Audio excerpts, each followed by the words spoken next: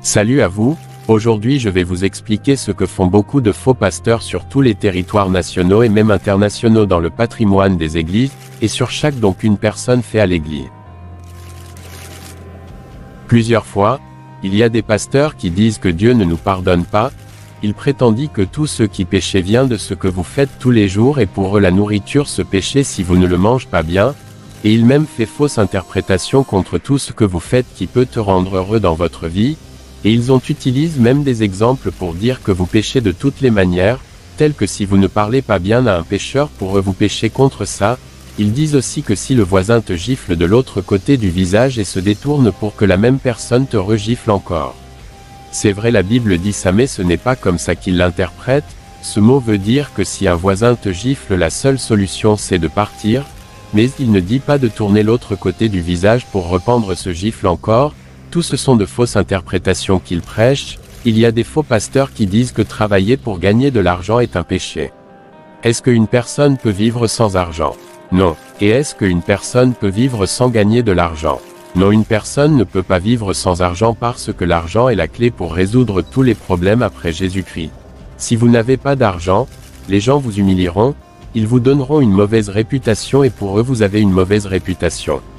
Si vous gagnez pas de l'argent, et par exemple, s'il y a une fête chez un pauvre, vous ne verrez jamais tout le monde habillé froidement bel et décent. Tous les gens, mes intentions seront de dire qu'il n'y a personne qui me verra parce qu'il n'y aura pas beaucoup de lumière dans la vieille cabane misérable, mais sans savoir que chez une pauvre il y a une sagesse sacrée qui promène dans la maison parce que Dieu est là. Mais s'il y a une fête chez un hyper riche, que font la population?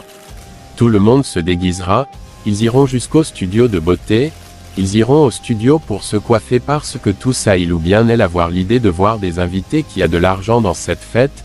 Et l'idée générale chez une personne c'est de trouver une personne qui a de l'argent, et dans la fête même si le riche ne les reconnaît pas, ils doivent inventer une histoire ou un compliment juste pour mettre la personne riche à un niveau qui montrera le vrai visage de la personne, qui félicite la personne riche comme une personne désespérée, à tel point qu'ils inventent des compliments pour dire à la personne riche que tu es vraiment magnifique ce soir.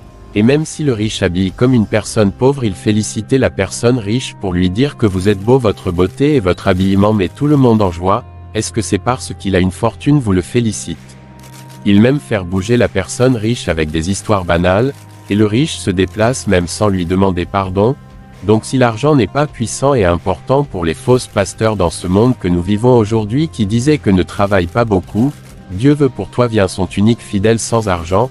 Mais pourquoi ce même pasteur encore veut se procurer de l'argent pour occuper sa famille entière?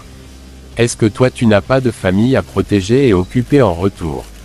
Et tout le monde veuille de gagner de l'argent dans ce monde n'importe quelle façon, et si l'argent a toute cette grandeur dans le monde entier, alors pourquoi?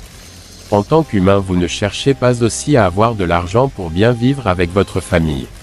Alors les pasteurs gagnent plus d'argent sur le dos des fidèles avec une seule idée: vendez tout ce que vous avez chez vous pour l'apporter à notre Seigneur. Il disait Seigneur. Il servit avec le nom de Dieu pour avoir tout ce qu'il veut, et qui est ce Dieu fidèle qui recevra tous ses fronts. Mes chers confrères et sœurs, est-ce que c'est Dieu qui créa les cieux et la terre ou bien votre idole pasteur qui reçoit tout ce que vous avez apporté à l'Église?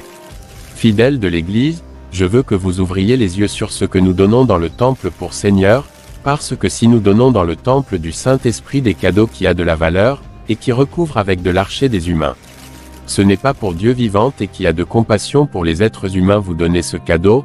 Non, vous le donnez avec les fausses pasteurs qui prend visage d'un bélier mouton et qui a visage d'un lion sauvage en même temps, car tout ce que le Seigneur donne est emballé pour nous.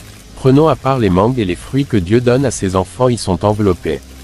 Ainsi, vous, qui êtes les enfants du Seigneur, apportez des choses de valeur dont vous savez pour développeront l'Église économiquement et intellectuellement, mais ne donne jamais des bijoux en or et des diamants précieux à l'Église, parce que les fausses pasteurs peuvent le garder et le procurer à jamais pour sa bien-aimée femme.